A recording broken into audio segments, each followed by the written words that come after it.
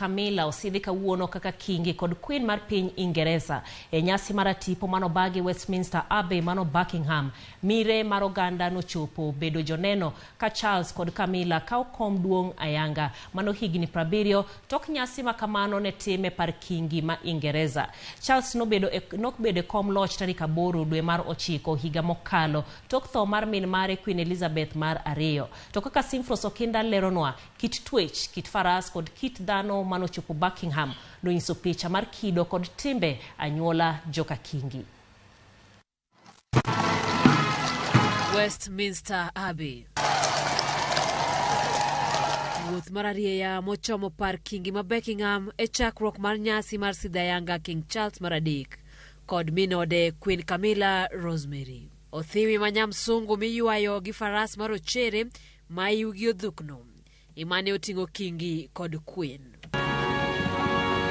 Mire mar oganda no chano laini e genga paya ka gibedo joneno e nyasi ni mosebedi kibago ka chakre higa mar 1966. Motelo ne ma joben mopogore no pangore oko mar par Kingi. Ogudu ko pie wigi kendo ka giting'o tiendgi malo gi piny kaka masin moswichi. Ei par Kingi, wero bage. Dhano tuere ka nyasi mar sidho Kingi chakore ayanga. Nyasi mibago higni 70 tok nyasi maket gi mano bagi higa mar 1953 kisidho mosenindo Queen Elizabeth mar 2. Ogudu manikod ranyisi mar telo no sidhi ewi King Charles. Kamano en ogudu masani nikod higni 360 mar St. Edwards. Kom manyasi molos gi mula en mano manolosi higa mar 1300 imane Kingi obetie kisidhe. King Charles nokao kom loch tarik 8 dwe mar 9 higa mar 2022. King Charles Philip Arthur George nonyuol tarik 14 dwe mar 11 higa mar 1948. Queen Camilla Rosemary Shan nonyuol tarik 17 dwe mar 7 higa mar 1947.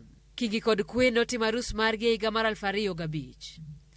King Charles en Charles mar 3 e laini mar kao kom loch. E chenro mar kao telo e piny Ingereza, to King Charles mar 3 kom no biro dhine wuod King Charles mokwongo, Prince William.